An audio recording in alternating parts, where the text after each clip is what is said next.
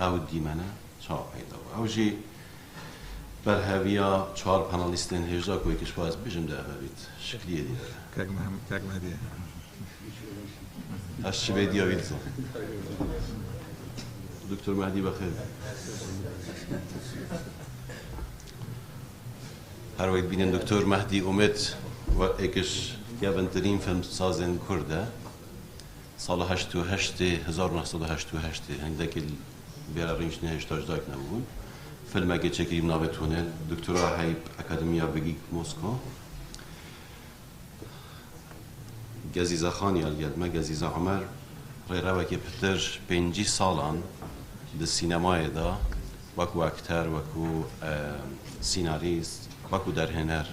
karekî gelekî mezin kiriye spasîwatiyên ku gelme hevala min e hêja Dr. Kuban Serokani mamoste zankoş zanko Süleymaniyê gelme heval û hevkarê min e gelekî hêja Kagvotan Tehsîn Serokê Dezgeha Kurdistan Chronicle gelmeye as the everybody speaks Kurdish here? I don't think. So I'm not going to translate for everyone, right? Oh, okay.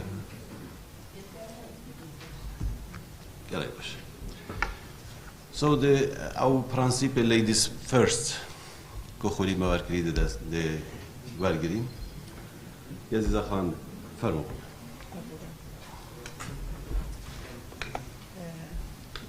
کاتتان باش زۆر سپاس بۆ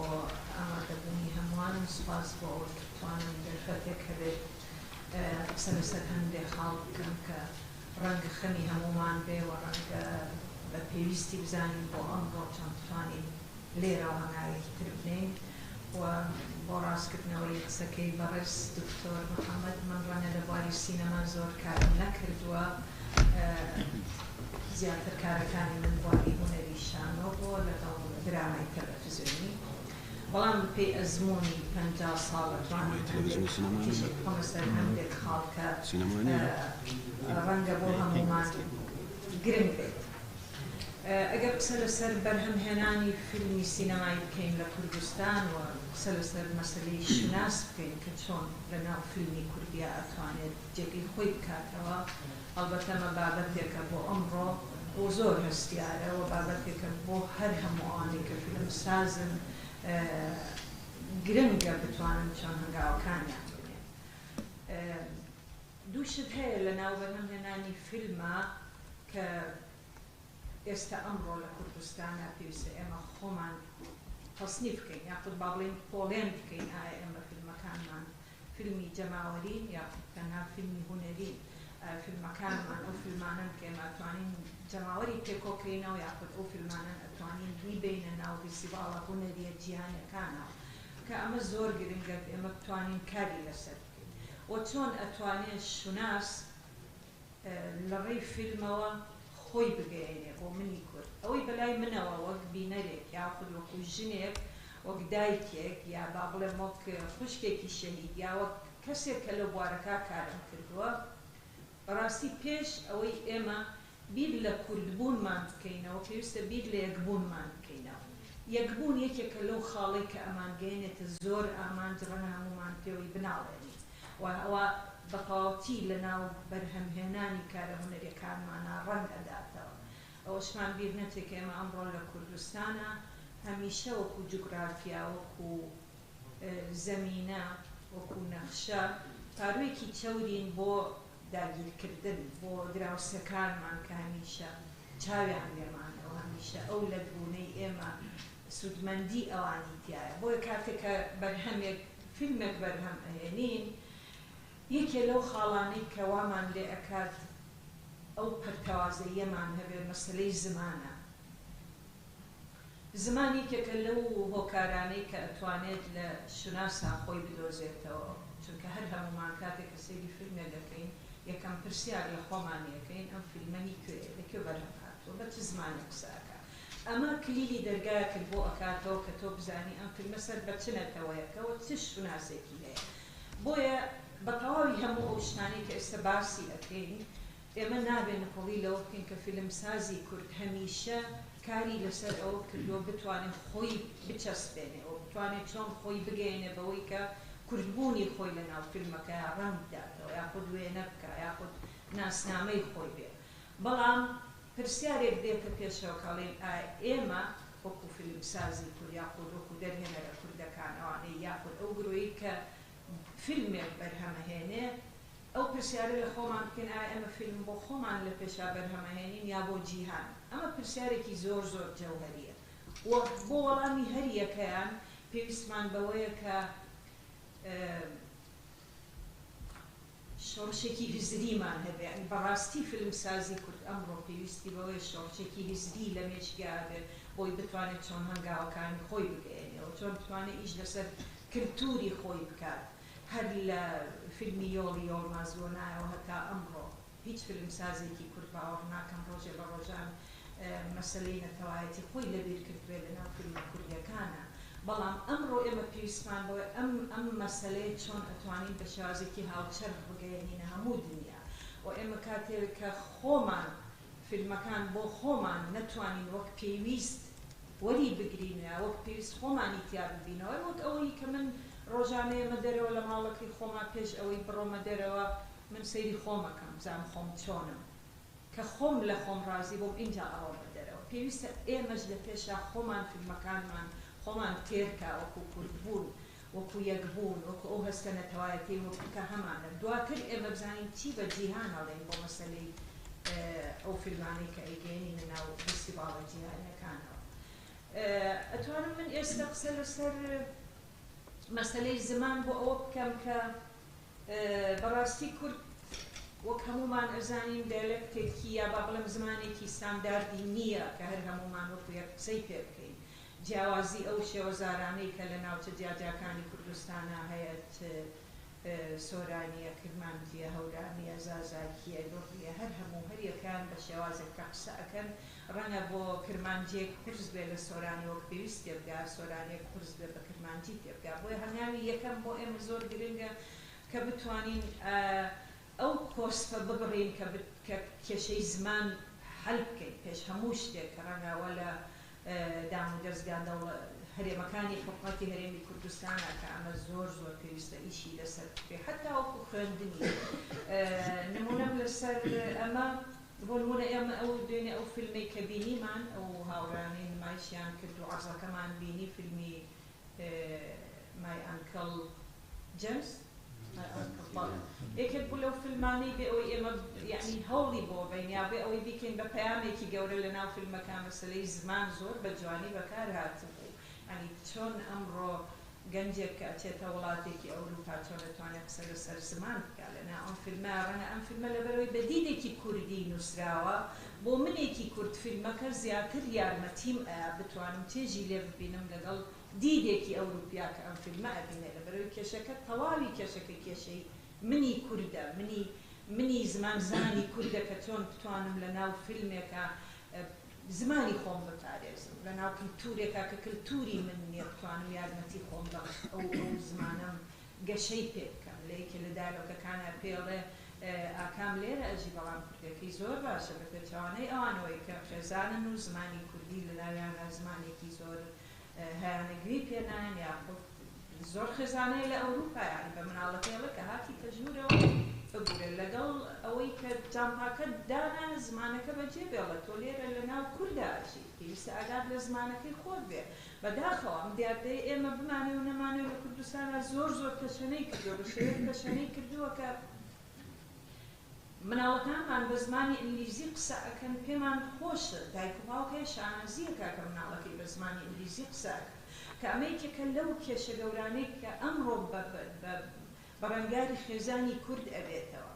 لەبەر ئەوە دەوری سینەماکاری کورد یا فیلمسازی کورد چییە لەوەی کە بتوانێت بە تۆکمەیی زمانی کوردی بێڵێتەوە و پارێزگاری لێ بکە ئەمەیەکێکە لەو خاڵە جەوهەریانە و چۆن منێکی کورد بتوانم لە هەموو زمانەکان لە هەموو شێوەزارەکانی تر تێبگەم بۆی ئاستەنگیم بۆ دروست نەکرێ.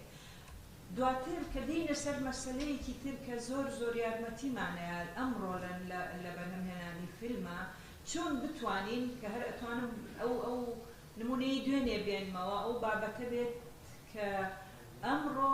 بینەر چی ئەوێ ئەوە ئەمڕۆ زۆر گرنگە ئەمڕۆ لە ناو فیلمی کوردیا ئێمە بزانین هەموو بە شێوازێکی گشتی بینەر چۆن ئیستیعابێکە ئەو چۆن نەتوانێت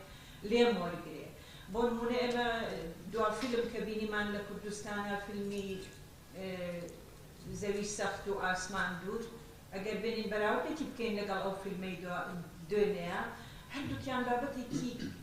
کوردی نەتەوایەتی بە ئێمە ئەڵێن بەڵام هەر یەکەیان بە جۆرێک پێمان ئەڵێن بەڵام هەردووکیان شوناسن بۆ ئێمە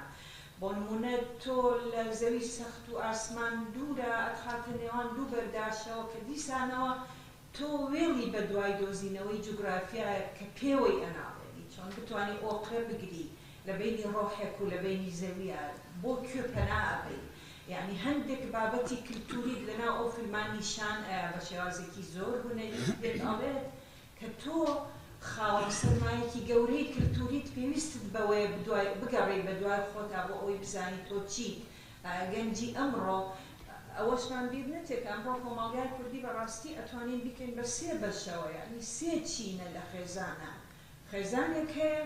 زۆر پابەندی دابنەریت و کللتور و ئاین و میلی نەتەوەی کووردە خێزانی دووەمت هەیە لە بینی ئەم دوانایە لە بینی ئەوەی کە پابەندە بە هەستە نەتەوایەتێکەوە بە کللتوریەکەەوە بەڵام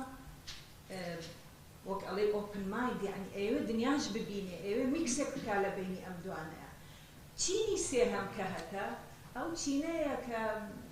هیچ بەهایەکی نییە بۆ مێژووی خۆی بۆ کللتوری خۆی بۆ زمانی خۆی بە شێوازێک سەیری دنیا ئەکا کە ئەوێت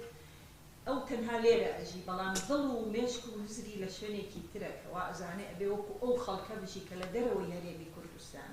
اینجا ئەم سێچینە ئێمە بەڕاستی بۆی پێویستمان بەوەیە کە چۆن بڵێم سینەماکاری کورد چۆن ئەتوانێت لەگەڵ ئەم سێچینا مامەڵە بکە و بتوانێت ئەو فیلمانەی کە هەڵی ئەبژێرێ ئاخدە و چیرۆکانەی کە هەڵی ئەبژێرێ وەک پێم وایە ئەلێکساندەر ئێسترکە کە ئەڵێت یعنی ڕۆمان نووسەکان ڕۆمانەکانیان یاخود نووسەکان چیرۆکەکانیان بە وشەکانیان ئەهۆننەوە بەڵام فیلمسازەکان بە کامێراکانیان چیرۆکەکان نیشانی ئێمە یعنی وێنەکان بۆ ئێمە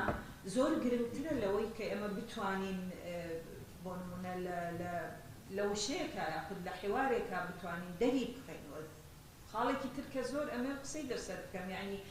ئێمە کاتێککە لەوە دەرەچین فیلم بەرهەم بهێنین لە ناو کوردستانە ئەبێ لە خۆشمان بپرسین ئێمە چی بە جیهان ئەڵێن پاڵەوانەکانی ئێمە کێن ئایا فیلمسازی کوردی تا ئەمڕۆ توانیوێتی دەستکراوە بێ لە بەرهەمهێنانی مێژووی میلەتەکەی خۆیان کە ئەوە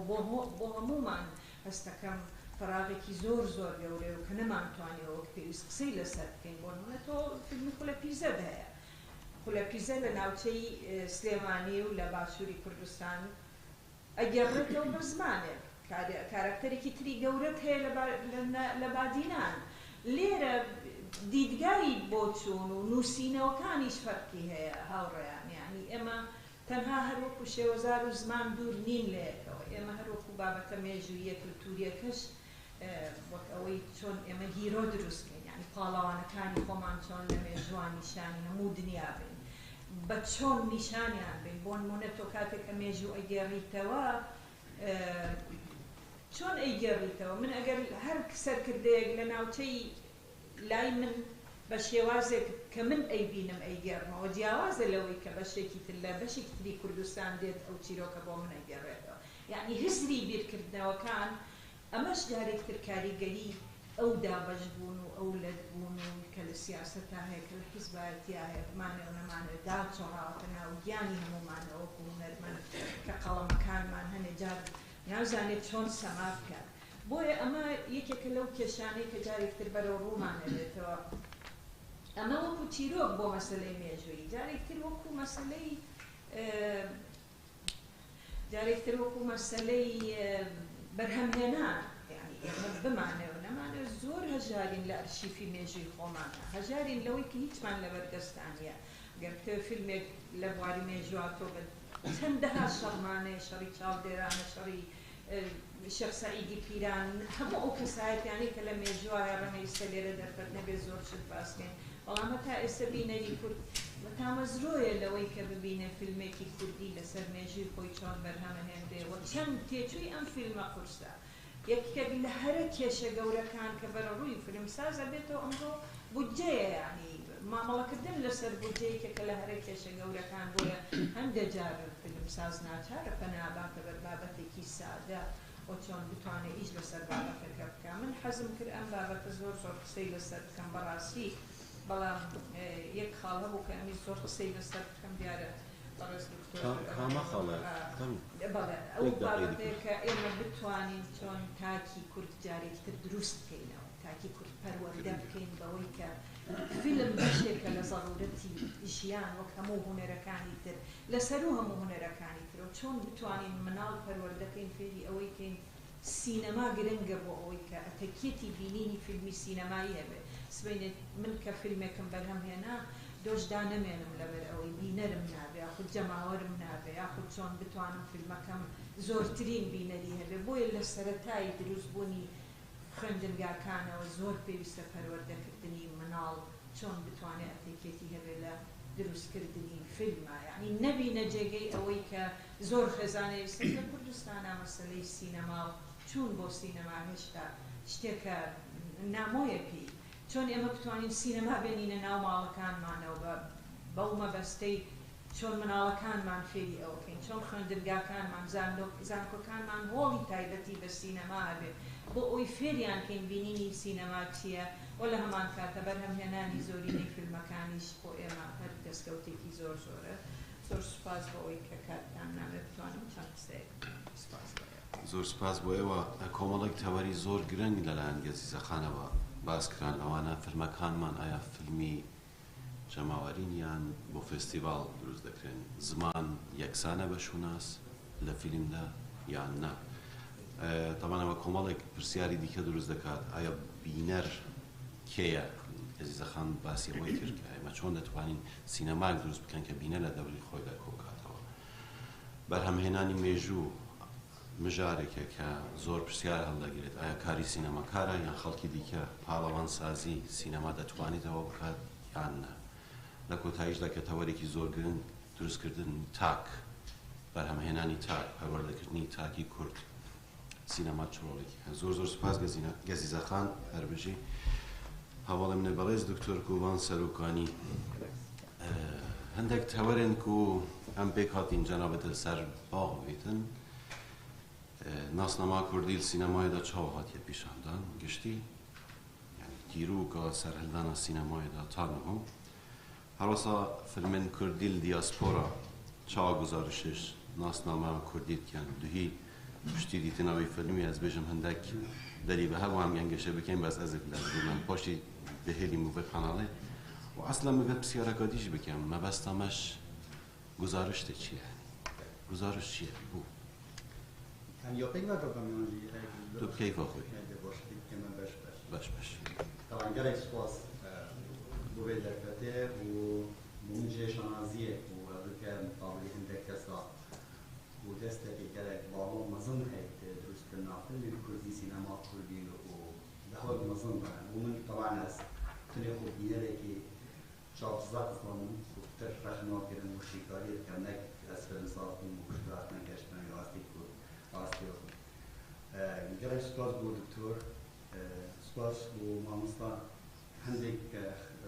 خالص زور جي سريج ومن هكذا عندك تشتيك مامستا الزرع عسكري صوصفر بسبيدي حوالك عندي جنهين جميل وراء مستر ميغا تشاندرا هي كتابك دافمان كتابك قوية سر سينما مانكوريا أو بوجرك أو شيء كذا أو هاري موقعات كذا Can we provide translation for the non-speakers, please? The speaker في وقت بيجي سينما مانو كوري يا هند يا هرمي هند سر أستي جهاني هذا الناسين هند سر أستي نافوي حلقان ناسين. أنا دوم خالد وقوم مصطلح بحث كذي يعني أبكي شيء كنتني دفنا هذا قالك واقع فيلم أو فيلم كان شركين أم بوكي شركين مخاطبات كيف كين أم بوكي شركين وهكذا بشك شوان فيلم كو عطينا شكل استاذ كو ناسنامه كو كردية راستقينة نهض بتن شادان ام بخطأ بخينا ستوريكي بيجي فيلم صار الكرد أغاكرية يعني سيستمك مازنتر هي والكرينة ام وصف المارشي بكين يعني سيستمك مازنتر احتمال بشك بيتش دريجة امبرياليستيك والمكريك وفيستيفال أوروبي ام بزاف وان جورا فيلم دروس كان وكي اوبجكت كي اكزوتيك يجيس يعني شابجن غريب غريب ما هو صح كانت وان في الماضي بتشكو هناك فيلم يكون راستقينة كردي الجلد راند بين يعني هذا چند آخنك كيا وصلني إلى بيرامن كود بيجي فيلم ما دريلك كم بحث السينما كم دوشي وزن بحث السينما نتوكل يعني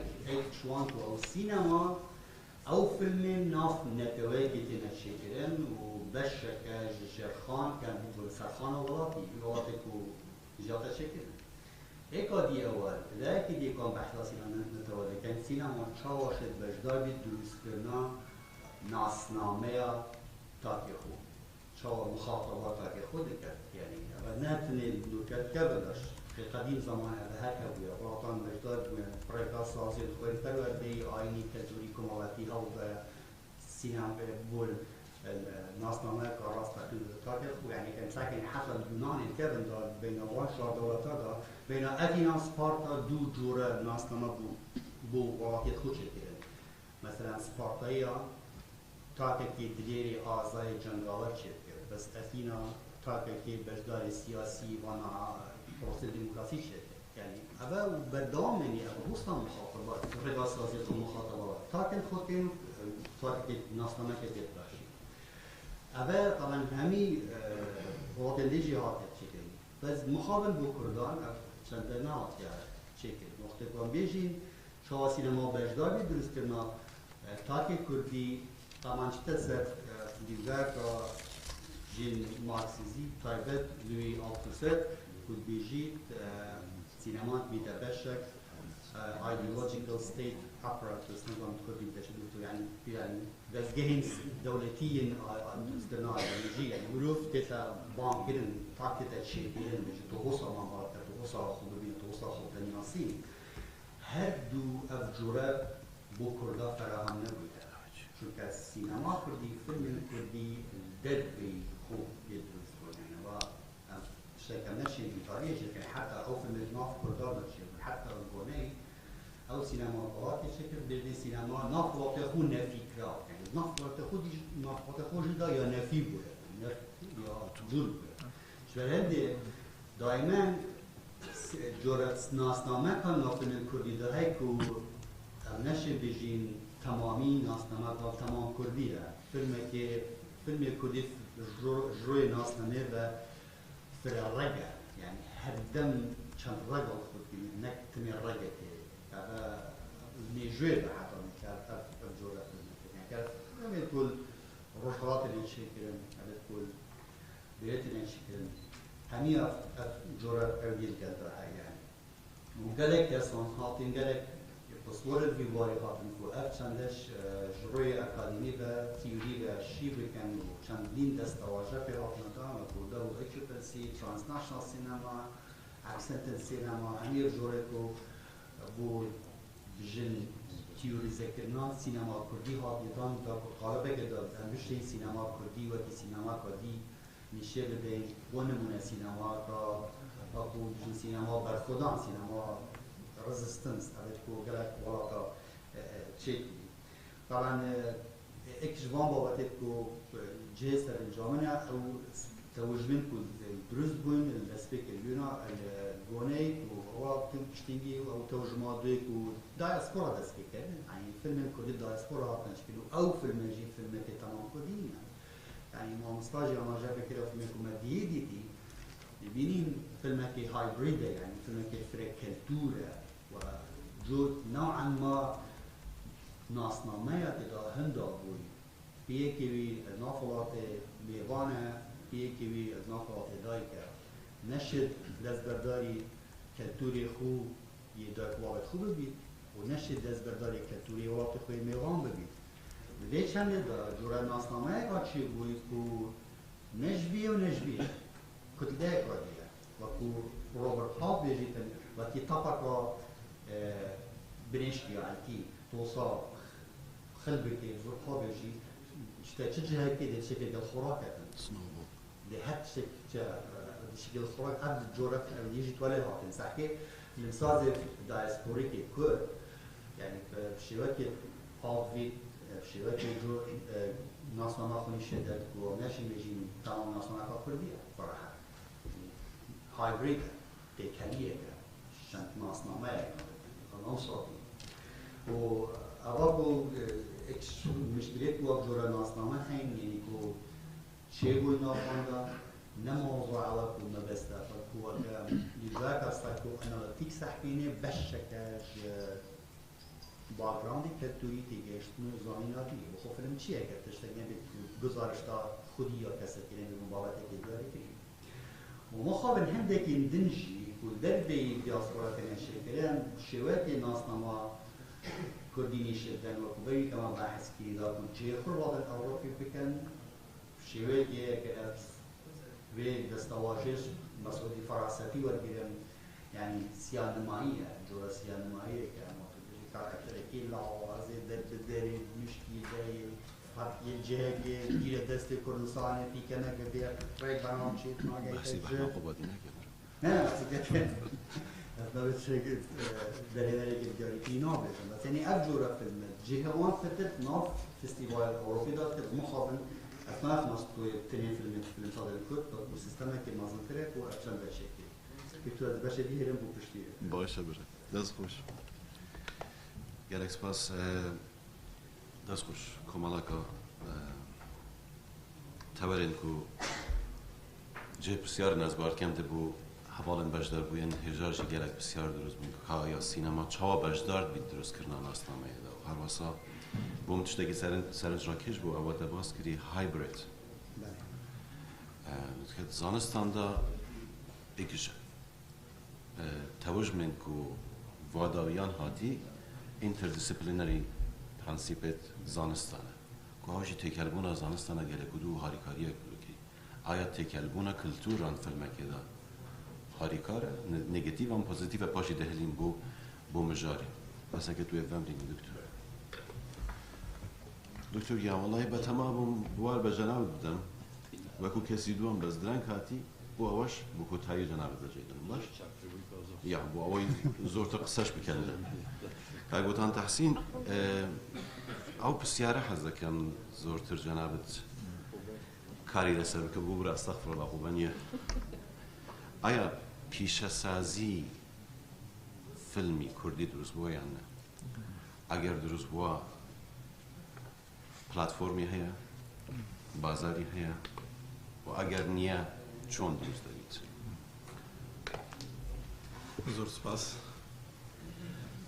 زور سپاس بۆ ڕێخستنی ئەو دەرفەتە بەڕاستی من خۆشحاڵم کە لە پلاتفۆرمێکی وەکو فیلمە فستیڤاڵی دۆک ئەوڕۆ هەر خودی ئەو پلاتفۆرمە واتایەکە کە سینەمای کوردی هەنگاوی باشی بەرەو پێش نایە و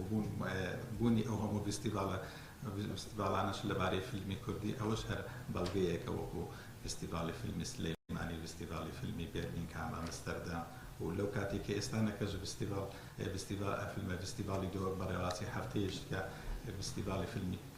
كردي لشيكاغو بريواتي وهروها فستيفالي فيلمي هنجو تشي او بلغنكا كرد لو وارو صوتي تشباشي بريوا اگر براورد بكين با قرصعي سياسي شي كرد للدنيا وبتايبتي روشالاتي ناوراست آيا هاوتا لقل بيشوتوني سياسي قضي كرد پیش سازی فیلم او هنگاوی ناوە هاوتەری بۆ باسە طبعا ئەوەش پرسیارێکی دیکەیە لەوانەیە بڵێ زۆر نیشانی پرسیار هەڵبگری بۆ پێی کە بەرپرسی گۆڤارێکین بە ئینگلیزی دەرەچی گۆڤارەکە لە هەم لە واشنگتۆن دەرەچی هەم لە ئیستانبول بە زمانی ئینگلیزی زیاتر فۆکەسەکەینە سەر مژاری کولتوری ماوەک پێش ئێستا بابەتێکمان بڵاو کردەوە لەسەر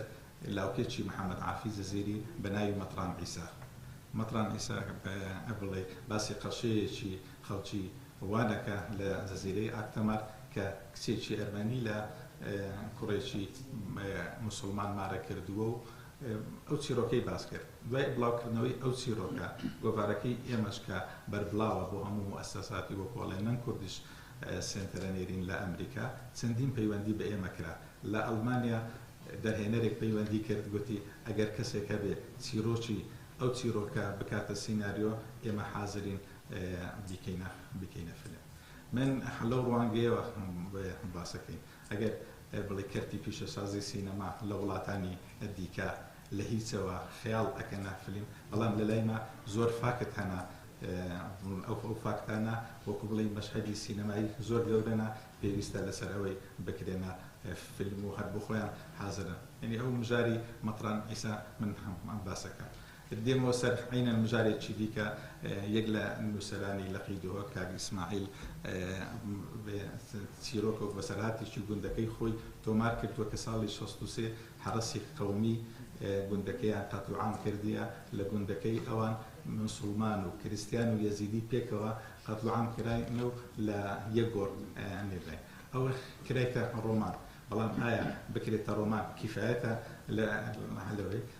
لەو ڕانگەیەوە دێمە بابەتێکی دیکە وەڵام بدەینەوە ئایا چه هەنگاوێک دوای تەوسیعکردنی ئەوەی علاء الأسواني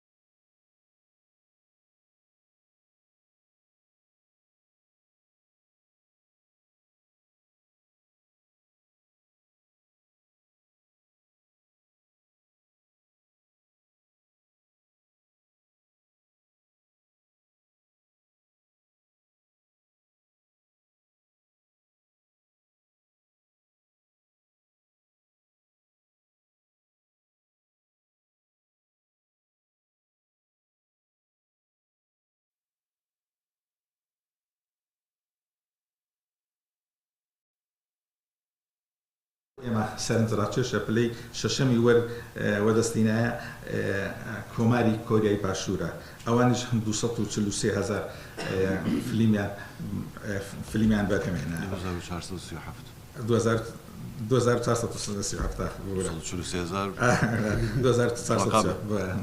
سپاس ئیسپانیا کە بە حیساب هاوبەشی ئەوەیە ئیسپانیا بە پلەی 14 دێ ئەوان 2490 بەرهەمهێنایە تورکیا کە زۆر لە ئێمە نزیکە تورکیا بە پلەی 21 دێ 1603 فیلمیان بەرهەمهێنایە بۆیە باسی ئەو سامپلاناکەم چکە هەندێک لەو سامپلانە پەیوەندی لە ڕووی کولتوری و لە ڕووی سیاسی و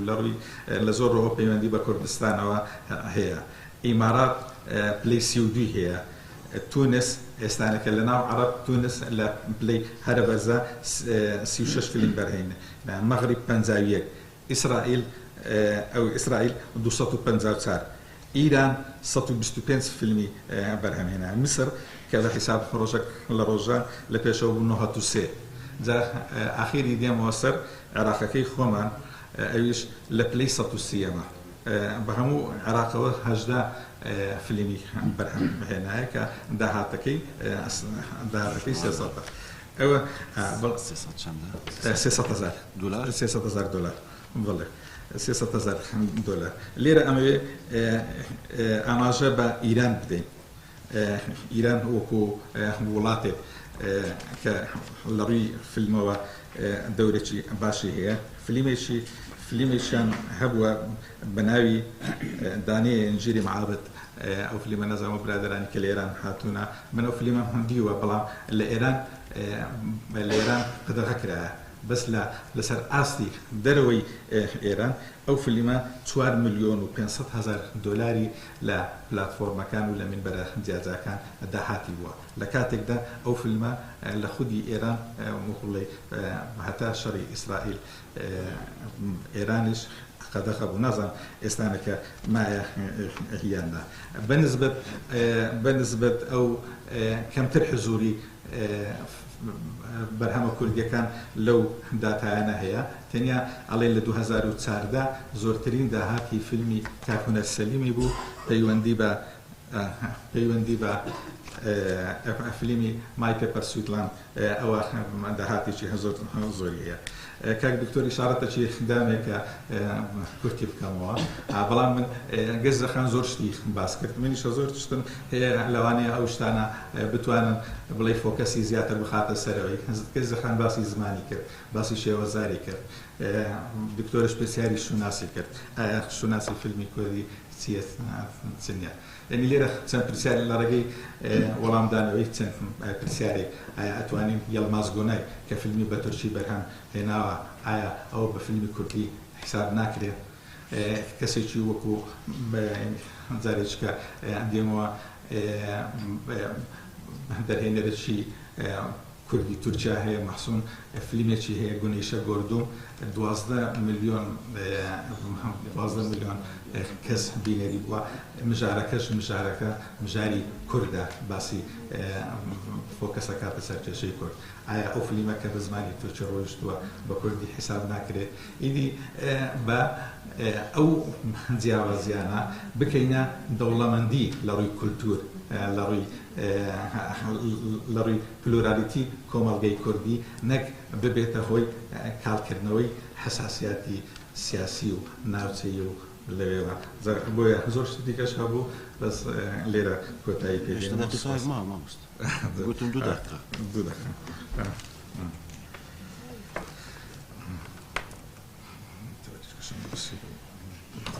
حزكي بو كوتاي وجد باش انا بس بسيارك التم حزكم ابوي كوتاي بيبينم تو كجزخان قصه كرت قلت او قلتي من كم تلبواري السينما عايشن كردو كنت قلت الدراما السينما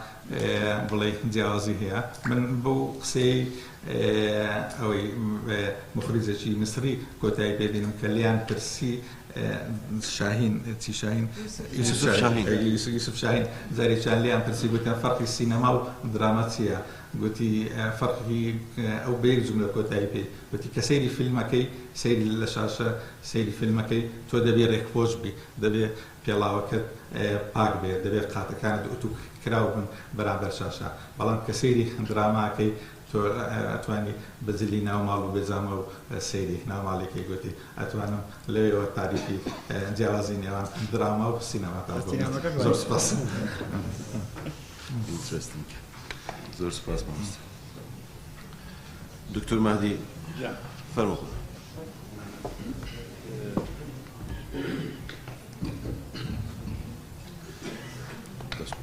زۆر پێ باشکان بە تایبەتی چەند دۆست و هاوڕێکم کە کاتی خۆی لە ڕۆژە سەختەکانە پێکەوە پێشمەرگەم لە هێزگەی دەنگی کوردستان مامۆستایەکە لە کاتی خۆی لە 1975 ئەوانە لەبیر ناچەوە هەمووی داستان بۆ سینەما من هەمووی بەڕاستی بگەڕێنە بۆ مێشووی کە باسی سینەماکەی ئێمەکەی دەستمان پێکرد لە هەشتاکان من میوانی مامۆستای گەورە قادیران و لە ڕاک مامۆستا قادیران هەمووی ناسا یەکێکە لەو کەسانی کە بەڕاستی کوردی پێشن ئەو کاتە بوو کە یاڵماز بینایی تازە لە زیندان ڕای کردبوو لە پەمانسا بوو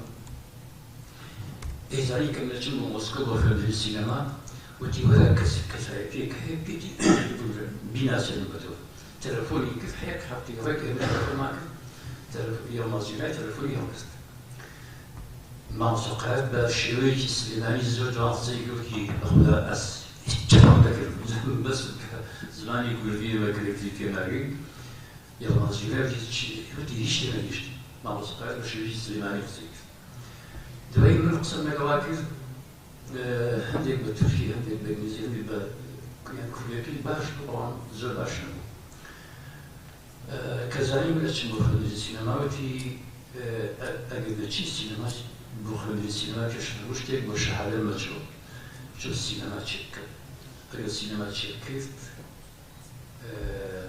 باسی دەوڵەتی کوردی بکەن باسی ئازادی کوردستان بکەن و سینەمای کوردستانی چێ بکەن نە عێراق و ئێرانی و تورکی ئەمە بۆ من هەوڵەتە دەستێکی باش کە چوون بۆ مۆسکۆ دەستمان کرد بە خوێندنی سینەما و دنیای سینەما مێمی و ئەمجاری کە سینەماکاری کوردمان بەکی شێوەیەک نییە هەر وشەی سینەماکار وای پێگەم لە ڕۆژنامەکانشان لە میدیای کوردیە وشەی سینەماکارمان نەبوو ئەو کاتە لە مۆسکۆ 2 ساڵ جارێک فستیڤال سینەما بوو خانوویەک هەبوو دەرهێنەرێکی ئەڵمانی و ناوی مۆنیکا ماڵۆڤ ڕەنگە زۆرتان ناوتوانسیە یارمەتی سینەمای فڵەستینیەدا ئیتر لە کاتی ئێمە داوت ئێمە بەشاریمان لە کوردیێکمان پێ بوو کە بۆ وەکو گەنجانی سینەما ئیشمان دەکرد عەبدوڵڵا پەشێو لەگەڵا بوون و دانیشتوویە وتم مامۆستا ڕوسیەکەی باش ڕوسیەکی باشێزە چونکە هەموو چەپەکان هاتن فیلینی هات هەموو ساڵێک ئەمانە میوانی مۆسکۆ وتم کە تۆ یارمەتی فەڵەستینەکانەکەی یارمەتی ئێمەش بدە کە سینەمای کوردی دروستکەین ئێمەش زۆر چڕێوە کرد پێکرد وتی دامەزراندنی دەوڵەتی کوردی لە دامەزراندنی سینەمای کوردی زۆر ئاسانترە تەماشای بۆ مقارنەوەکە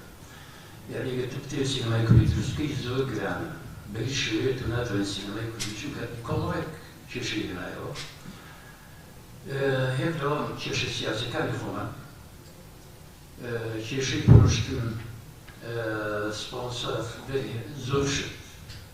تۆ یەکەم کەسێکە بینم سینەما خوێن بەڵام من وتم مامۆستاوانیم بڕا بشەکانی تۆ ناکەم 3 ساڵی نەگرت من تەرکۆڵێکم پێ بوو لە ئەڵمانیا بوو من دەستم کرد بە دروستکردنی فیلمی سینەمایی تونێری هەڵبەتە بەرهەمهێنانی فیلم لە ئەوروپا دامەزراندنی ملیۆنها دۆلار بەڵام ئەو کاتە بوو کە من پەیوەندیەکانم لەگەڵ سۆڤێتە زۆر باش بوو لەگەڵ دەستگای بەرهەمهێنانی فیلمسازی لە مۆسکۆ زۆر باش بوو فیلمی سینەمای تونێری خۆی لەخوای ئیشی جار سەخت بوو پارێکی زۆری ویست بۆجێی زۆری ویست و کاتە کەسمان نەبوو من گەڕام لە سپۆنسەرە بەڵام قەزم کرد و خۆم ئیشمە کرد و یعنی ئێمە ئەو کاتە بڕوا ناکەم کەسێک کەم بێت بۆ کاتە بی لە دروستکردنی سینەمای کوردی کرد یان بەرهەمهێنانی فیلمی کوردی من ساڵە من باسی 40 ساڵ بۆ پێشەکەم من 88 بەڕۆکە چەند ساڵ ئەو کاتی مش سەرەتای گەنجیمان بوو ژیان خۆش بوو ئیتر هەوڵدان هەبوو بۆی کەوا ئێمە بیرۆ بکەینەوە سینەما ناکەوێت و چاکەمی ئەماسیونایی کە تۆ ئەبێ ئێمە هەوڵدن سینەمای کوردی بکەین لە چۆن بکەین یەکێ لەو شتانەی کە کێشەی گەورەمان هەیە مامۆستاش باسی کردووە هەموو باس کێشەی سیاسیمان هەیە ئێمە لە بینی خۆمانە کێشەی زمانمان هەیە کە ئێمە تا پێویستە ئێمە چارەسەرمان نەکرد کە ئەمانە هەموو ئەلمێنتێک بۆی کە تۆ فیلمێکی سەرکەوتوو دروست بکەیت و چی بکەین باش بکەوە ئێمە سیاسەتی کوردی لە هەفتاوە باش ڕێککەوتنامی 11 ئازار ڕۆشنبیری کوردی پەریسە و هەر ئەو هەست و جوڵانەوەی ساڵەکانی هەفتا بوو کە ئێمە هەریەکە ئێمە ئێستاش ئێمە لەژێر کاریگەری ساڵەکانی هەفتایە بە گەنجترین هونەرمەندی کورد ئەمڕۆ لەژێر کاریگەری ڕێککەوتنەکانی هەفتایە چونکە لەو کاتۆ ئێمە چاڵمان ڕستمان ئێمە ئازادی نیە ئازادێکمان هەیە من کە تونێرم دروست کرد لە غەریبی یەک کوردنەکەوانە بوو ئەو هەموو جلە کوردیانە من خۆم دانیشتنشەوان دروست کردووە أو هم يخلقوا جلي شنانو جلي كانوا يتكش مرقايتي هذه كان يجيب جال سخت أجر تبي بدي لازم تشخص بيني طبعا كاري هي جال سخت هو تكن باسي كش مرقاكم من كيف خوش نبوكا أو كاتك من باسي هشتاك عكم حصل من باسي تاكي كم باسي كيكا من تكلم كردو تكلم كردي كش مرقي كردي بدورنا جامعني اسمه جامعني اسمي كالأوروبا أوروبا كان يبجار يزال لو لبرهمي كردي قلت طبعا إن خمان الكواتب اللي يرجع كم هات من لهولندا دعوت كراب والرجال يبجار هو كقريب من الخلق من هذه كسنايا من طبعا أوليك هو كذا يشتغلون كل كاب على مشكلة سياسة مداري خمان لنا وهو قدرش بيبريك ورسمي جماعة صغيرة أخكار بو أوي شيء ينابير إما بقى شكلها بس كشكال خمان مكين إما ناتو بيت شوية نبدأ من التشكيل إما بيشوي كاب حسين غير مدواري ستايلي سينما يكون بها غير مدواري كاب كاكي سياسة مداري كرت تكالي كم يوين بقرن جامانی سو جامانی شیعه شفاقی شیعه که شیء من بیا که من تکال کردولی و من بس تکن هو من بیا دوای رسمی شه محمود رسمی قاضی محمد رسمی امام صباح امان پیروز و من روشنبیلی کردنا هو کی بجیه شکل لبچای او مخلکه او میوانه دانشجوی روشنبیلی گوری کرد هو كي بيجيش بالقفص مش من عرصة هاي أو يجي شدوا لك هذه جشية مولية أو تغطي بقارن ولا شيء ستايل كذا فيني هندي درس كتير من بازاري السينما يكون يشون بيدا بيش هنوشيك من رويدل مكان سياسة مدراني كرد كإما أجر هاتي توانيما كيش السياسي كارما شعر سكين شيء روشي بيجي إما الاسمان وانيما أو تاب وقاتل ويكاد شون سياسة فيلم دروسة كتير العربي هم وش هذا سبيت يا ما ذكر ما مسألة سيد ما ذكر فوزي بس يوش ما فيك هذا شيء سياسي يجي دوري لا مردم سينما كاري كردا يا ما يساعدوا بشي يا ما درس بودي بشت من يقول لا عليك بشت من يقول عليك شيء سبونسر أو كسائر نخير أبي كيش مشتت من هيودار لم دارشنيا بيدو كينو كجماعة شون بتوانين سينما كاري كل شون بتوانين كافسر سياسة مداري كل كهذا هيش نبتوصل يتنزيق منه نزيق منوي أوان بيشكل ميك بالسينما كاري كل بو شاعراني كل شيء ترى أمره نازل شيء هكذا كنت نازل بدربيكوا أم دوبي شيء سيبري كده بري فيها وتقولي كده بربو يشكوت بيقول بقشتي إنجا كشيء كان هي مثلاً مسؤولية تكنيك كاتفوية بس يبينش إيش معرفت أمره إيش السينما زود آسان ترى أو كاتيك من اسم السينما صار يشتغل فشت أو كاتب ديجيتال ما هو أو كاتب من بو يكفي المشي السينمائي ساعتوية 16000 متر نيجاتيف يشي حسابي كباش ويكا أجات كباش مونتاج بو ساعتوية 2350 2 مترين تو أودا كأنه فريق همي خسارة باش مونتاج إنجا تجيبوا المهرجانات أبيتو 20 كيلوغرام هالبري بتشي كلابتي وهذا مهرجانك من يساعدتو هل لكيكتم بايكتم في المكان اللي يريدوا هرتشين مهرجانات يبنيها أو كاتم من 20 كيلو البدو سطو هل ما قل أمستردام أو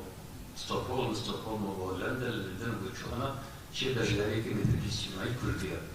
دابا بالنسبة لي إيوا كتكنولوجيا كشكل التكنولوجيا بو ويكا كل السينمائي هذه أجينا أجبين توصل بقرن بميرجو 1985 یەکەم نمایشی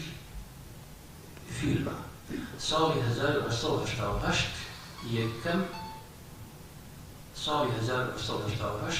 یەکەم ڕۆژنامەی کوردی کە ناوی کوردستان بڵاو بووە. 3 ساڵیان پێدا هەموو ژمارەکانی خوێنەوە، هەموو ژمارەکانی کوردستان خوێنەوە یەک وتارێکی تیانی دەربارەی سینەما کە 3 ساڵیان پێدا خۆشیان زیان لەسەر ماڵی بەدرخانێکەکە و یەک وتارێکی تیانی دەربارەی هونەر، دەربارەی ئاینتیایەتی، دەربارەی سیاسەت هەیە، بەڵام وشەیەک مەپێمە کێشەکان ئەوەیە کە باپیرانشمان پاڵپشتیان لە هونەر نەکردەوە بە تایبەتی سینەما. اینجا من سپاسان دەکەم لەگەڵ وتای پێبێ. زۆر سپاس دکتۆر. دکتۆر وا پێ دەچێت کە ئێمە کێشەی سیاسیمان هەیە و سیاست و سینەما دەبێت زیاتر لە یەکتر نزیک ببنەوە. زۆر سپاس بۆ پارڤەکردنا سەربوڕاوەیە چەند ساڵان سینەمایەدا. نەوە دەرگەهی دەبێت کە این بۆ پرسیارە بینێت بەڕێز بەس کاک بوتان ئیلا لە ڕوونکردنێ بێت. کاک مەهدی باسی بوونی کێشەی سیاسی و ڕەنگدانەوەی بەسەر دابەشبوونی بەرهەمهێنانی سینەمایی کردووە لە کوردستان. ئەگەر سەیری فیلمەکە و دوای فیلمی بڵێ زەویە تەخت و ئاسمانە دوورەکان بکەی، ئەو زۆر جوان معالەجەی جیاوازەکانی جیاوازی سیاسی و بڵێ جوگرافیەکانی کوردستانی کردووە بەوەی کە سمبولی خەباتی هەموو پارچەکانی کوردستانی هێناوەتەوە لە فیلمێک. ئەوە جوانترین چارەسەرە. هەمووشمان نەزانین کە ئەو فیلمە بە هاوکاری دوو چەند دەستگایەک هەم لە هەولێر هەم لە سلەیمانی و ئەکتەرەکانیش لە هەر چوار پارچەی کوردستان بوون. من هەز ناکەم زۆر ناوی کاک سەلیمی بینم، بەڵام لە فیلمی دۆڵ زۆر ڕخنەی لێگیرا گوتیان تۆ باوکێکی سۆرانیت و هێناوە کوڕێکی بڵێت کرمانجی کوڕێکی ناوە بە کرمانجی قساکە، ئەوە چۆن نەتوانین هیچمە بمەویش وەڵامی ئەوە بوو کە ئێمە ئەتوانین ئەو جیاوازیانە بۆ شێوەیە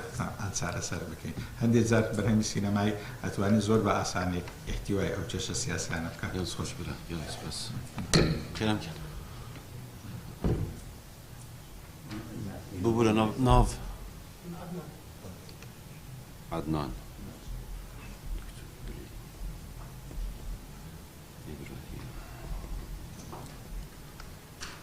سامی چاکر. أنوار كيدي نابته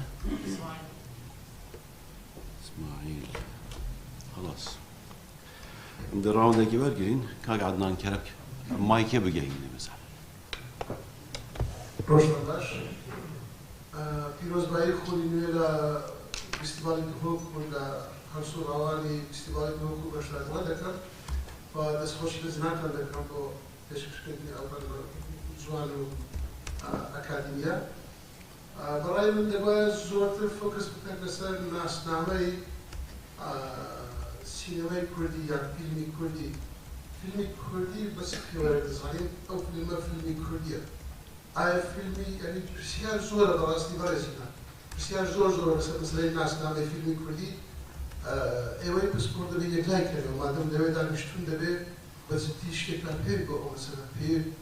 حس نکستیش اوتو هبیتن یا اینفورمیشنش باشی نیه هبیتن آمده. بون منا فیلمی زاره فیلمی کردیا، فیلمی تختسیا، فیلمی کردیا، فیلمی دیوید آنلیلا، فیلمی کردیا، فیلمی یول، فیلمی ناسنامه فیلمی کردیا، سردای فیلمی کردی لشویه. استاک هر کسکو، هر چند کسکو، هر گروهکو بلای داده باتن. بلای داده باوکو سیاستی دولارنکی سیالانکی لهاتو کوی که دکتر مهدی فرمی. امیش دابش بود. مثلا میجوی سینماش دابش بود. آیا میجوی سینما لفیلمی تولیانی مهدی بود اسم دکا یا لفیلمی زاره اسم دکا یا لفیلمی یول اسم دکا یا ئەو فیلمانە شار فیلمی کوردین کە لەسەر کورد کراوە تکایە ئەگەر دژادێک تربیە زۆر سپاس. کاک عەدنان دەزانی کێشەی ئەو خەڵکەیەکی ئاکادمین چییە؟ ناتوانم وەڵامی کۆنکریت و مطلق بدەم. هەموو شتەکان ڕێژەین، یعنی ناتوانین بڵێن ئیلا دەبێەوە ئەو شتەوە هەڵبێت. و من دیفاعیان لێ ناکەم با بۆ خۆیان وەڵامەکانی جەنابەت بدەنەوە. دکتۆر دلین کێرە بکەین. مایکێ بگەین. Vale, depois depois do requestionar de para nova azul grande para o nosso tipo de estabilidade depois chegou a depois de saber que digamos de vir am que biji muzaite sabe porque né a reunião não tem várias reuniões passamos de uma que biji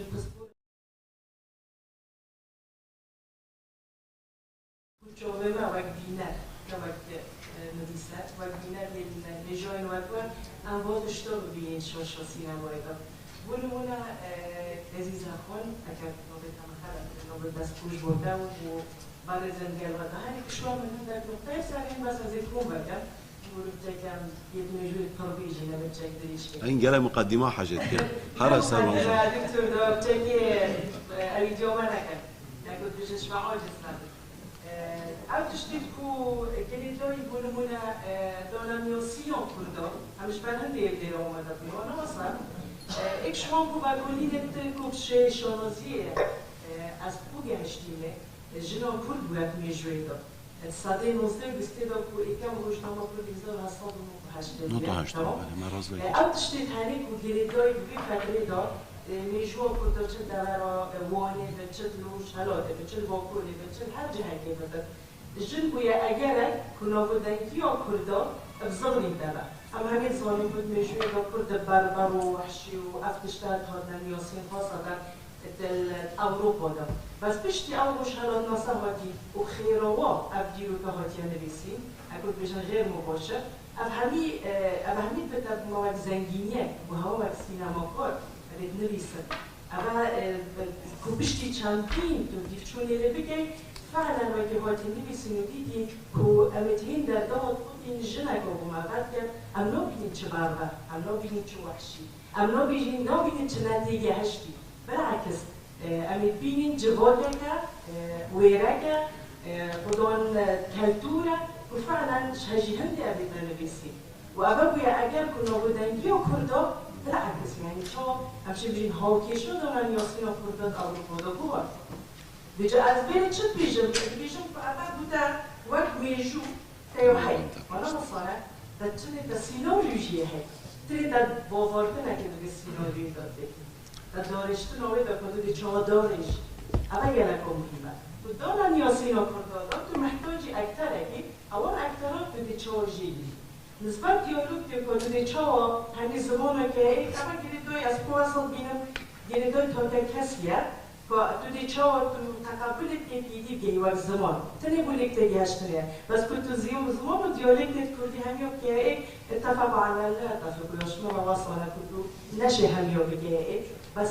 حال حاضر ما دیالوگ تکاجون هایی کدو سینما دفار بینی وقتی دی هر یک چما بگوته دی هر دیمی تلوینه مواردیران و همشانازی و بعد اگر دیگه هیچ نقطه. دست خوش. اشتماعه؟ سپاس بوده گلک ممنون. کاک ابراهیم کرم که.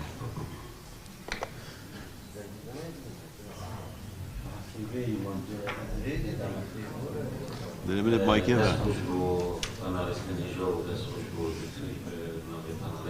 سپاس. بگم باوره که گلک نگیرن ولی گلک شواهد اعلام بسیار کاکوبان بحث نشانده که بودن اینا که سینما کلی هنده در و یا بر نیاز هنده نافکودا نیاز نیه آیا چپین که بین هاویتن که نافکودا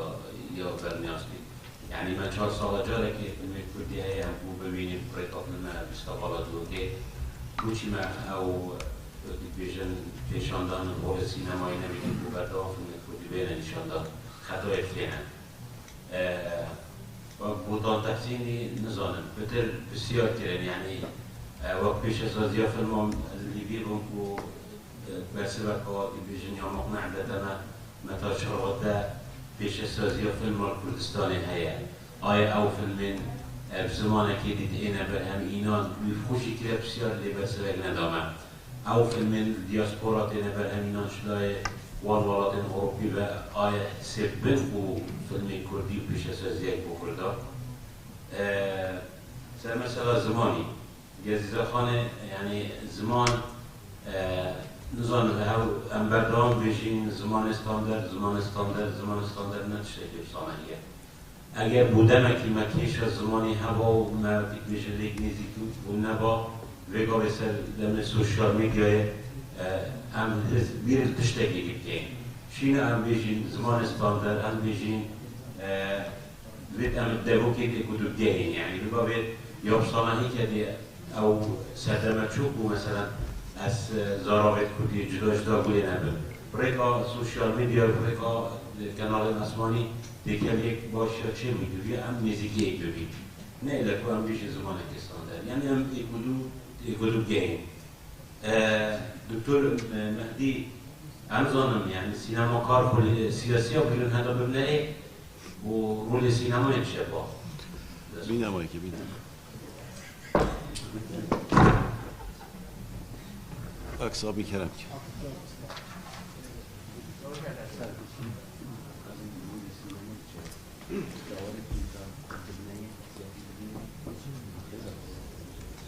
فرموك أكسا. زور سپاس بو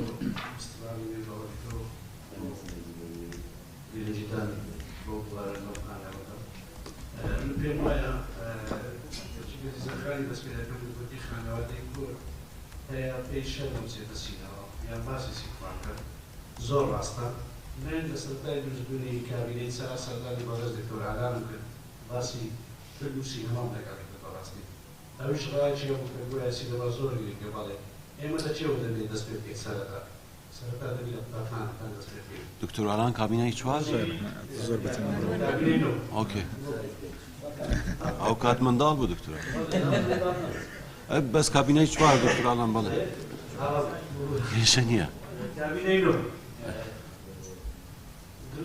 دزبونی سینمای کردی. اما کمانی سینمای کردی دزبی دویزاری سرتا دوره که دیاری کن سینما بونا خو یا خود بزیان.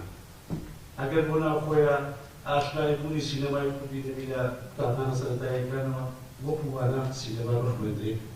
دستکردنی فیلمی انیمیشن. راستی زور گرینگا وقتابانا سرتای کن روزکانی شده. بو ناساندنی ایمیجی سینمای کردی وینی سینمای کردی بزیان من پیم وایا کل حضوری باشی ابو. والله حد الشيء مرة معني بس إنه ما يكون والله تواني معنا خوما من الأسئلة شو إيبا كل المدام إحساسات بل هو كسدك ما نقول كدوا كبرت كمان شيء تستدوا أو في المعنى كدوا معنا زيادة برو أستي سياسي بريو تواني بخوما من الأسئلة بفلم وهنا المدام ترشان بقول كدوا كدري أو شيء شامل كبسات كل هاتوا لذلك كلهم نزيهان تأثير. بويا يوادار حكومتي هذه من كردستان. بعض مشتي دولة سينما كهرباء كشف سينما زواري شيء زيهانية. جودة تواني باويني باش عادي باش بيجي. أو سبجكت هذه كذا كرت هي استبارستي يوادار هم سينما كهرباء وحكومة بعض مشتي لشنغال لكتب ولا كان الشنغال هزاران عادي تدار. سپاس کاکسان. وهربزا بهمان شيء هزارات عادية كده. بويا لكن إما سينما حكومة لغير سينما بزيهم مناسبين. بلا معروف كي زور جديد جدول تا استفاد كردستان كفيلم دا باش لكن بوزا دهنان دلا أو بوزا باش كده فيلم. براستي زور جديد يا إستا أكيد لغير بلاتفورم بريفيو أو أنا سيد لكن كومالي فيستيفال يسا أكاديمية روسكار همون پێویستیان بە پارێ ئایا جیفانی ئەو فیلم سازە ئەو پارەی تێدایە $100 و $80 و $100 و €100 بدا لەو هاوشکردنی بدات. سپاس کاکسان. گەهینە مامێ ئەنوەر. سپاس بۆ ئەبی بەڵاوێتەوە و ڕێبەرێ بەڵاوێستاژی کرد دکتۆر محمەدعەلی. سپاس سەیدا. خدمەکە کۆ حەقێ وێ بێژین گەزیزە خان یەکەم مێ بوو و شۆڕەشە ئەیلۆ لێساڵە 74 لە ڕای هەڵدە هەمیە تاقانە ئەی بوو ئەو واڵەخۆن چارەیەکی پێیکردەوە خەڵکارەکان ڕۆژێکە هەربوو پێشکەش کرد دەبێژم برا پێشبەکەکان بێژە حتا کە چەند جارە کەس ببینم دەبێژم برا پێشبەکەکان ساڵی دەزم یعنی ڕۆژێکیژی بەڕاوەژی خۆ پرۆگرامی خۆن نایدیکرد تا تۆمەریشی بشاردی بۆ بدە بۆم ئەوژی کچا هونەرمەندێکی شارمگەریە ڕاوەدەنگی سلێمانی کوردستانی بۆ هەوێ ئەبێژم گەیزە خان هەر ئەویدیەک یعنی چ شێوە بێتەکردن برا بێتەکردن یە کوردی بەس نەچنەکە بەدان شتێک مشتەرەکە بیت همین هەژادا پێ بکەن باشترە و بەردەوامی پێدەن لە ڕۆژێکی شتێکی گەرەکی خوێنکارێکی تێکی بەرای ئەحمە دەهن بردکرد 20 ساڵ دۆکێ چوبا سلێمانی داوەتی بکاکێ چه سلێمانی بێتەوە و تێدەبە چی کاواتێکیری چێ بوو هاتنۆ چێ بوو دەوێ ڕۆژێت زمانی چێ بوو شتێکی بۆ برادرت سینەماخار بێژم من پێدوی سینارێستان ئەوێت سینارۆیت فیلمان نوێسن مەنینن بە چیرۆکی پێین بە ڕۆمانی پێی مەمین چی پێی بەس بە سینارێست باش نینە هەندێک ئەوەیدی زانکۆ هەندێکا پڕێکیان بۆ دیراسەتاوی خاندنا سینارێست کەسیانێت خۆڵە بۆ هەندێکا بەکەن ئەوێت شاوەزا هەیە هەین شتێک بێتەکردن دێمەش بگرفتێ زیکە خلاص کرد هەکە مەدرامەکە کوردیا درێژ هەبی سینارێستێک بۆ ئەوەدی کرد ئامادە کرد دیگەرێک بپای بینە زمانی و سرعەتا سینەمای ناو کوردا پەیدا بێت سپاس بەڵێن سەیدا گەلێک سپاس کاک ئیسماعیل کەرەم کێبرە سپاسیش بۆ پەناڵت بۆ گوتنێگرین دەما بۆ ئەم بالا پێشەڕۆژێ بکەن ئەز وەک لیستەکانێک ئەکتۆرێکی ساڵی هۆڵەندا من بەشێ ئەکتۆری خلاصکرد کۆمپانیا هەست خير هات خيالي من شيء هنا وقت الاستقبال يعني أزيد خازن لما بس لما بالي قدر ما بالي الاستقبال فيلم كردي تنير فيلم ما زيادة سر ناس ممانع سر كردستان هنا لدما مرنا باش ندنك و ساينس فيكشن و كوميديان ندنير نقول لك يبغى أصلاً يعني وأز وقت الاستقبال أزيرو دخازن يعني خيالي من شيء هنا بشروجه وأز او دمو مالك واجو خبرني من ناس فيلم كي كردي دا اي ساينس فيكشن دا يعني كي كوميدي دا باش كي هنا كي دولا ناسنا ماما به استنهجا ام ج والله ما كان يستبس لكاك مهديه ودس بدكي ديالكتي سانيكاو ايش افرت جيان او كيش ديالكت السينما راح تكسبه في بيكاسو اصلا يزوت من دعوة بدنا كم بسمعنا كمان خوش اسمعني استعدادي طبعا نبيك زول هيج كشرية أما يقدو تقديما بما نبي السينما يجي باش ما نبي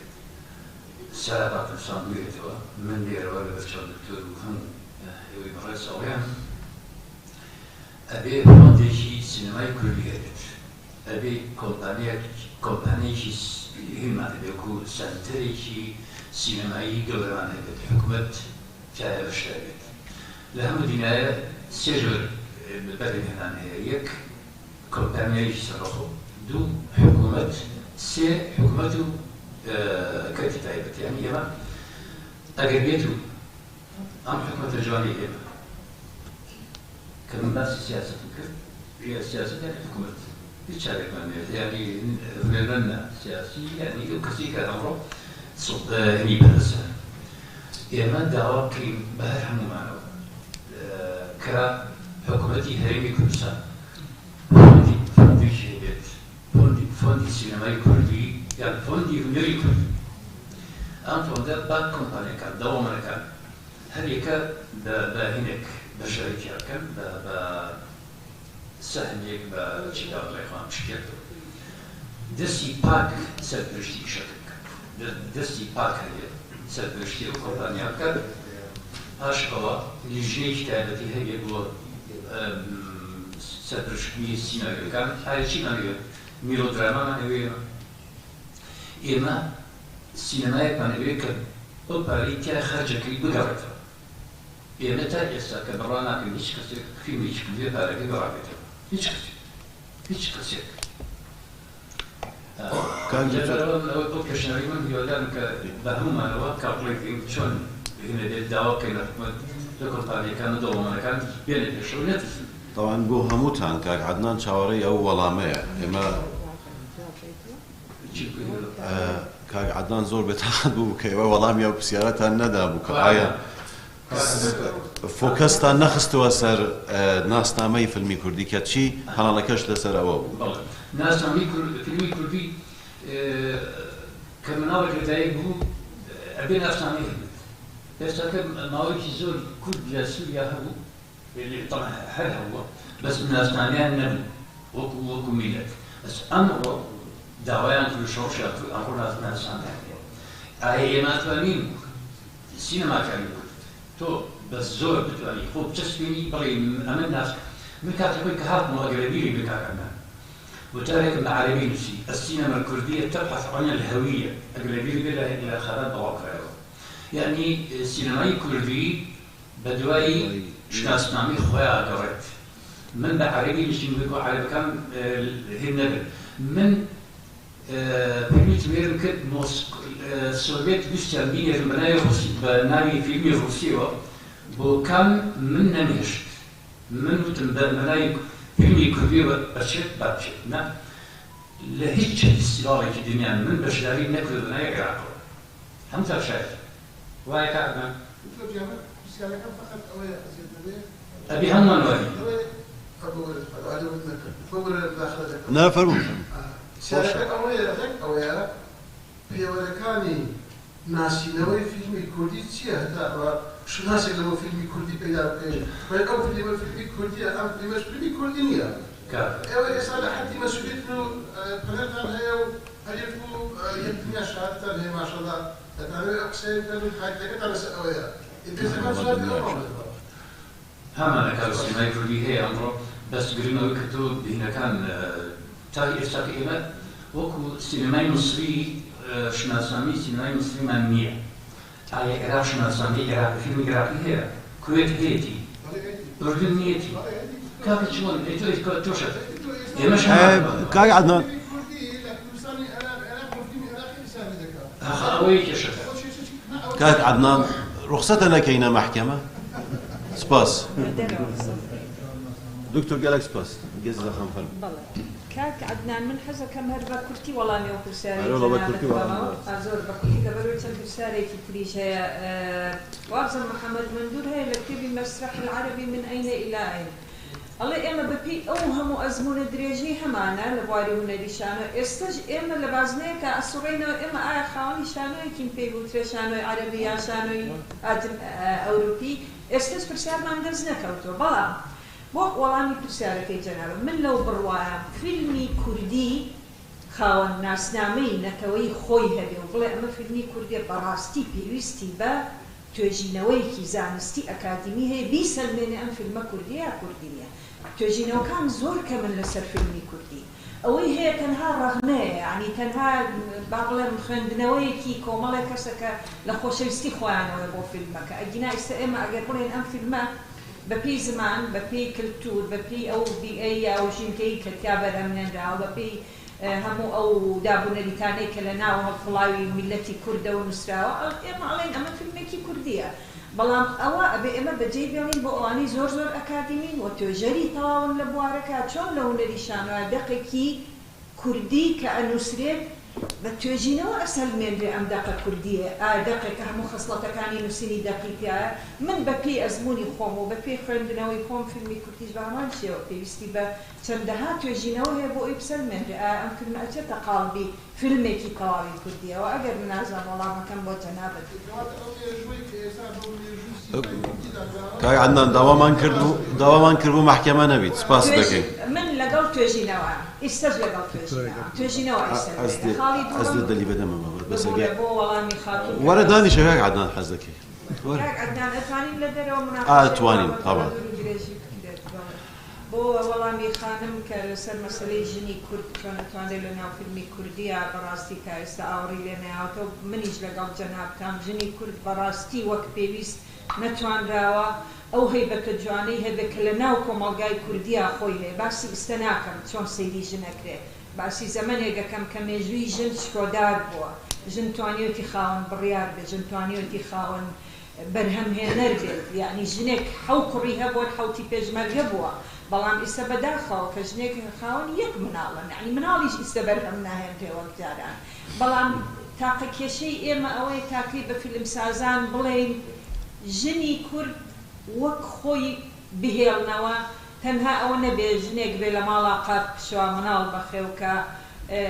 بکوژرێت ئەو شێوە وێنە داماوە نیشان نەیرێ بۆ هیوادارمە و ژنانەی لە مێژووان ببنە سەر تۆپی فیلمە کوردیەکان نەکرد ئەو ژنانەی مێژووش ژنمان هەیە لە دوای ئەنفال کە بەجێماوە نمونەی ژنی باڵایە کە ئاوڕ لێ نەیراوەتەوە خاڵێکی پرسیارێکی تر کە باسی زمانیان کرد بەڕاستی بۆچوونەکان هەمووی دروستە هەر کەسە بە پێی بێت بۆچوونی خۆی چی ئەڵێت لەسەر مەسەلەی زمان من ئێستاش ئەڵێم ئێمە لە تێک نەگەیشتنمان لە یەکتریا پێویستمان بە زمانێکی ستاندارد هەیە کە بەداخەوە ئەوە نیمانە ئێمە ئەمساڵ چووینە فستیڤاڵی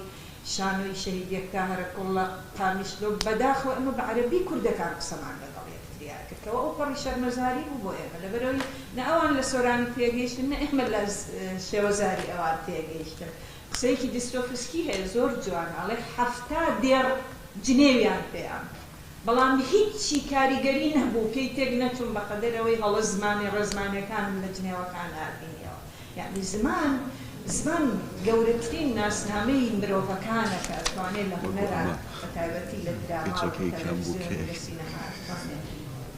زۆر سپاس گەزیزە خان سپاس پێویست ناکات من کاک عەدنان تایبەتمەندی من سینەما نییە و حەدیشم نییە لەسەر سینەما بتبێن بەڵام لە تایبەتمەندیەکەی مندا ئایدنتیتی یان ناسنامەی نەتەوەی هەندێک پێکهاتەی هەیە زمان و کولتور و جۆگرافیا نازانم ئەوە لەسەر سینەما تەطبیق دەبێت یان نا بەڵام لەوانەیە هەمان شت بێت لە زانستە سیاسیەکاندا زمان و کولتور و جۆگرافیا ئەو ئایدنتیتیە یعنی چی پاڵێن شوناس ئەگەر ئەوەش لەسەر سینەما تەطبیق بکەن تەماشا بکەن یەک دەق هەندێکی دیژینە بەس ئەوە وەکو بۆسیرە ئاف بکرد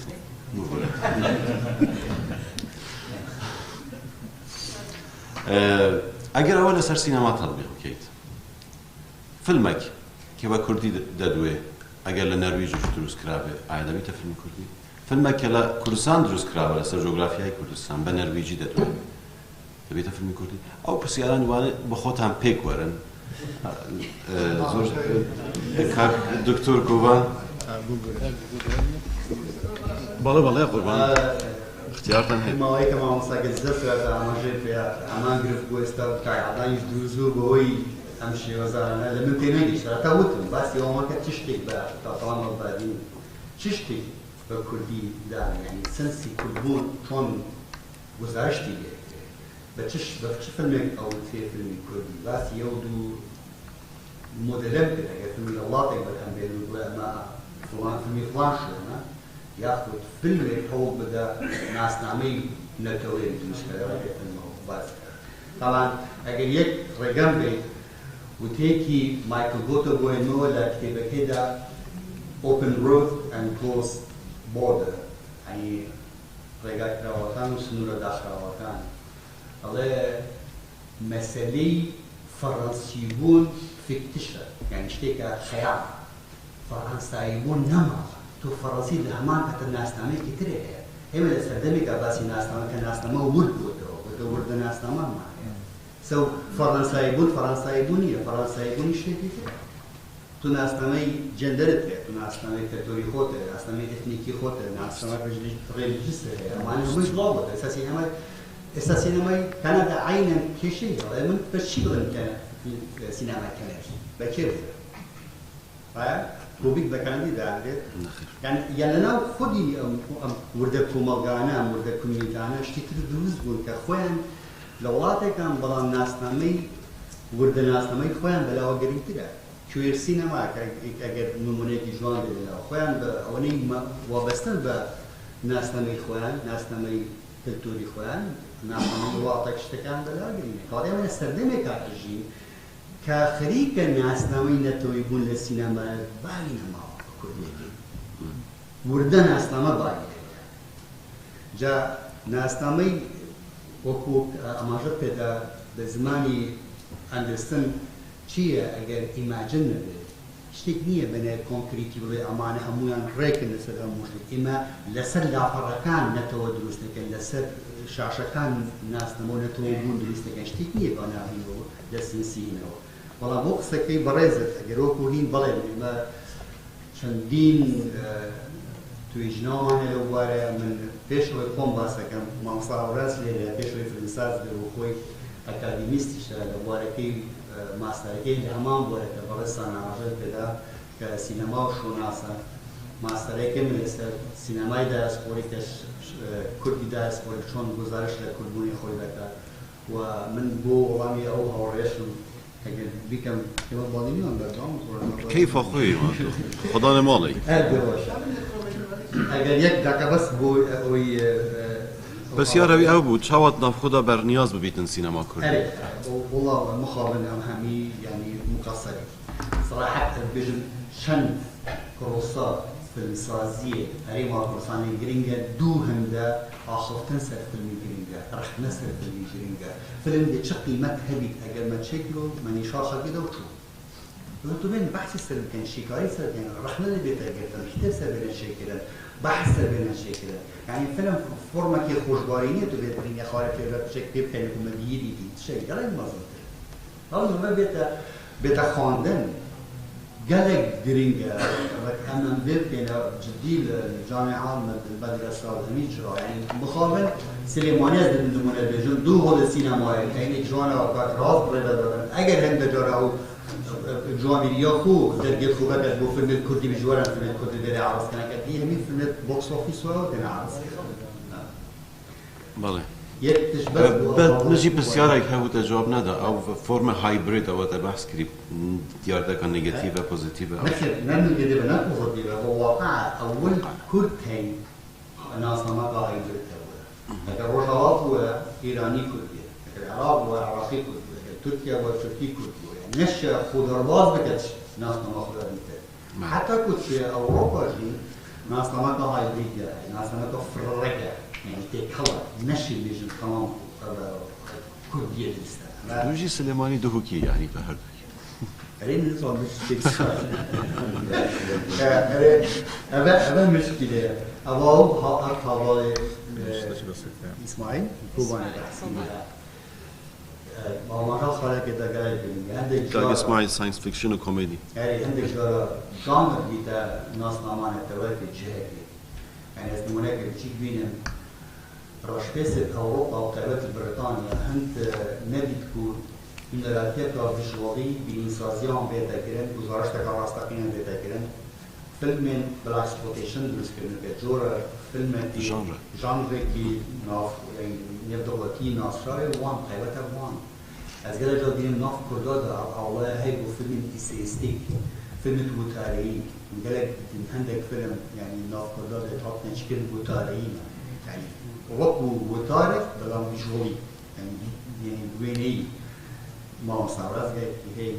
مجموعة حوالي دي كارشون ريشوي شيء كي ما ترجم شوكة عينين يعني أبجورة في الماتين كنت دي سحكي يعني نفكشن نفكشوال يعني قبل هندك جاب بيتا حولك ويسكن جانر كي تايبر كود سينما ممنون دكتور بس كدكتور كاجي إبراهيم برسياري كردو لباري أو كمان هر برسيارة مكردو جواب من نبو راستي من كباسي يولم كرد وكو ولامي بو أوي آزنا بو فيلم شناسة يعني بس يولم كرد يول فيلم كردية بدلني فيلم يول فيلم كردية حتى بزماني ديكش يشار كمال كم حمدوشي نوسي بزماني تركي نوسي بلا روداوا كان باسي کوردەکە باسی کۆمەڵگەی کوردی ئەکات لەسەر شتێکی دیکەش لەسەر شوناس مانۆ خەلیل کە فیلمی بڵێ زیرانی دەرکرد فیلمەکە لە ئەڵمانیایی فیلمەکە وەکو فیلمێکی ئەڵمانی ئەدەرکەوت بەڵام ڕووداوەکان تایبەتە بە هەر بە تەواوەتی تایبەتە بە بڵێ کۆمەڵگەی کوردی بۆیە لە مەسئلەی ڕاگرتن یعنی دێڤید و لەیلا کە کاک عەدنان باسی کرد ئەو دێڤید و لەیلا ئەگەر فیلمێکی بڵێ کاتی خۆی بەرهەم هاتووە شەریکاتی ئەمریکی بەڵام باس لە کولتوری کوردی ئەکا لەو شتەی ئێمە دەبێت یعنی بڵێ گۆشەگیر نەبین ئەوڕۆکە ئێمە واقعی جوگرافی واقعی کۆمەڵایەتی و کولتوری ئێمە بەبێ کۆمەڵگاکانی دیکە ناژین ئەوانەی کە لەگەڵیان نەژین چ تورک بێت چ عەرەب بێت چ بڵێ فارس بێت یعنی ئەوە نییە فیلم لەگەڵ ئیسرائیلی دەرەکەین زۆر ئاسایی پرۆژەی هاوبەش لەگەڵ کۆمەڵگاکانی دیکەش لە ناوچەکە هەبێت سوپاس دەست خۆش دکتۆر بە جەنابتەوە بە کورتی کۆتایی پێدەین باش هەواتە ئەمڕۆ گلۆبالیزم وەتە ئەوەی کەوا شناسنامە تۆزێک هی کاتەوە گلۆبالیزم زۆر گرنگە بۆ ئێمە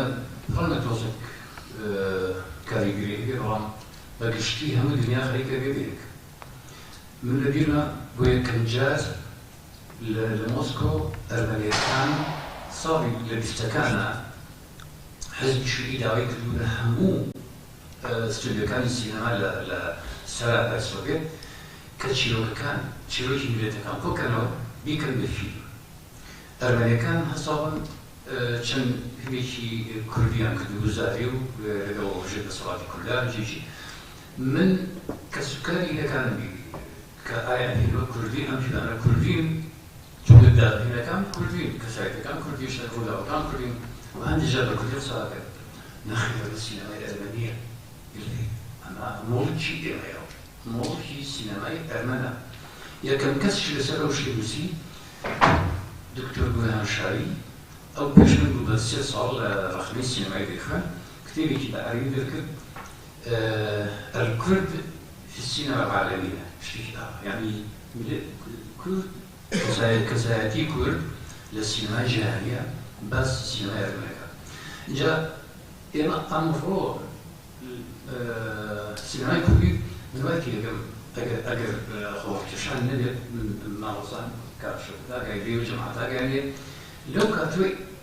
إما دايرة كان السينما من دام زمان صاري دوفلسات كان كوي توی کی چیو کسانی کردم لو کاتو جوه سینمای کردی لو کاتو بدوی همی خوی نشناسامی خوی آگرد یعنی امرو فستیوالی و دوانزینین فستیوال سینمای کردی لیره یعنی فستیوال دهوک کردستان منهای و ایرما سوری مثل کوا أبي جمهور السينما بردوامه كجمهور السينما بردوامه يشناسان السينما يقولي بيه هبي كاكا قريم أويت السينما كي باش نوكا بلا السينما يعرف قالك سباس دكتور پانلیست من هجا دکتور مهدی گزیزه خان کارگوتان تحسین دکتور کوهان از داخازه دست قدانا گلم شهوت کم بوا قالك سپاس بو بجداریا sorunuz var mı? Buyurun.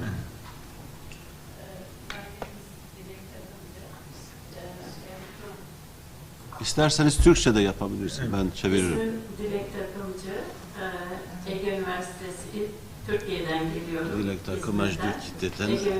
Zankwa Ege. İletişim Fakültesi'nde profesör olarak Fakülteye perverde ve profesör kaldık. Konuşmalarınızı çeviri aracılığıyla takip ediyorum. Hava gel tercüme. Bunlardan anlaşılıyor ki yani Kürt sinemasını tanımlamaya çalıştınız. Vahavalda sinema Kurdi binasının. Tabii bunu tanımlarken biz de akademisyen olarak buna perspektif verilmesi gerektiğini görüyoruz. Yani işte ısrarla arkadaş soruyor nasıl tanımlarsınız diyor. Yani klişeleriniz, stereotipleriniz var mıdır? Kaçınılması gereken, genç yönetmenlere uyarılması gereken ve Kürt sineması nasıl olmalıdır? Bu alanda akademik çalışmalara ihtiyaç var. Bunlar Kürt film alanında tartışılıyor mu? Nasıl yönetmenlerin yetişmesi gerekiyorsa akademisyenler de yetiştirmeniz gerekiyor. Teşekkür ederim. بله والله از دباب کرتی بجم گوت و به پناه ده حال دا کو ناساندنا فیلم کردی بک یعنی سینما کردی بکن ناسنامه سینما کردی دیگریان به پناه دا افکار کاری که بتر یه اکادمیه اوجی و کو پروفسور زانگی ها اگه البشه پرورده کار دکت گوتی دویتن کار لسر پیشبرنا است اکادمی به هتکرند وی بیابی ده هر وسا کار لسر پیشبرنا در هنر رنجی به هتکرند و اف هر دو دوید بگ به کار بکن به هنده کو اوه بدوی کار اکادمی و کار زانستی هست به هنده کو تو بو ناسنامه سینما کردی پیدا بکن چه زمان دیوادره؟ دست خوش گلک سپاس وقتی که خوش باول ما فستیوال خوازم سرکفتیم